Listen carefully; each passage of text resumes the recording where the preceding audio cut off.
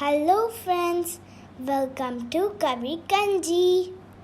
இன்னைக்கு நம்ம வீடியோவில் ராகி மாவு யூஸ் பண்ணி ஒரு சூப்பரான டேஸ்டியான பூரி தான் செய்ய போகிறோம். நீங்களும் இந்த ரெசிபியை ட்ரை பண்ணிவிட்டு எப்படி இருந்துச்சுன்னு கமெண்ட் பாக்ஸில் சொல்லுங்கள். நம்ம சேனலை இது வரைக்கும் சப்ஸ்கிரைப் பண்ணாதவங்க சப்ஸ்கிரைப் பண்ணிக்கோங்க. அப்போ தான் அப்லோட் பண்ணுற வீடியோஸை உங்களால் மிஸ் பண்ணாமல் பார்க்க முடியும். வாங்க இப்போது ராகி பூரி எப்படி செய்கிறதுன்னு பார்த்துடலாம். இப்போ ராகி பூரி செய்கிறதுக்கு பூரி மாவு பிசைஞ்சிடலாம். அதுக்கு 1 கப் அளவுக்கு ராகி மாவு எடுத்திருக்கேன். ஒரு 3/4 கப் அளவுக்கு கோதுமை மாவு எடுத்துக்கோங்க. 2 ஸ்பூன் அளவுக்கு ரவை, தேவையான அளவு உப்பு, இது எல்லாத்தையும் நல்லா மிக்ஸ் பண்ணிக்கலாம். இப்போ கொஞ்சம் கொஞ்சமா தண்ணி தெளிச்சு கொஞ்சம் டைட்டா மாவு பிசைஞ்சுக்கலாம்.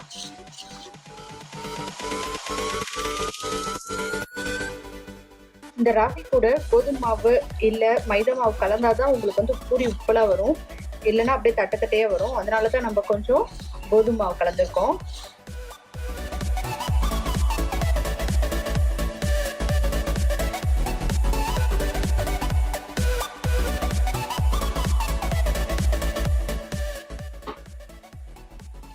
ரவை நம்ம சேர்க்கறதுனால பூரி கொஞ்சம் உப்புலாவே கொஞ்ச நேரம், அதாவது கொஞ்சம் அமுங்காம கொஞ்ச நேரம் அப்படியே இருக்கும். அதுக்காக தான் நம்ம ரவை சேர்க்கிறோம். நல்லா கிறிஸ்பியாவும் இருக்கும் பூரி.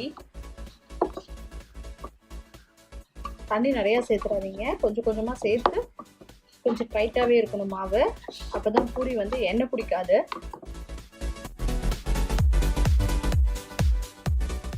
பாருங்க, மாவு பிசைஞ்சாச்சு. இதை ஊற வைக்கணும்னு அவசியம் இல்லை, உடனே பூரி போட்டுடலாம்.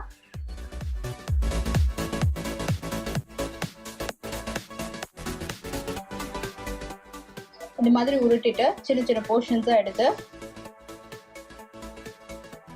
உருட்டி எடுத்துக்கலாம்.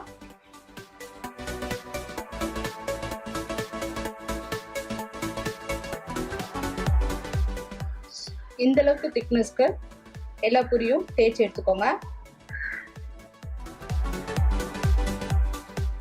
இப்போ தேய்ச்சி வச்சிருக்க பூரிய ஃப்ரை பண்ணிடலாம்.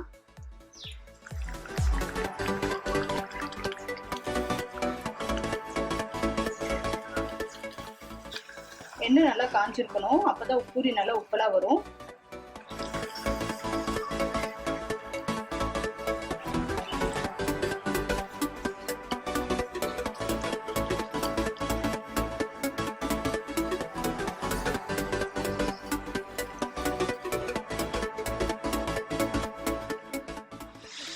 ராகி பூரி சூப்பரா ரெடி ஆயிடுச்சு.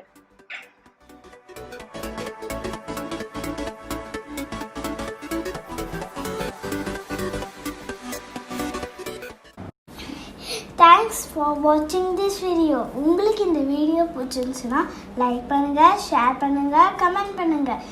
மறக்காம இந்த சேனலை சப்ஸ்கிரைப் பண்ணுங்க. பக்கத்தில் இருக்கிற பெல் ஐக்கானையும் ப்ரெஸ் பண்ணுங்க.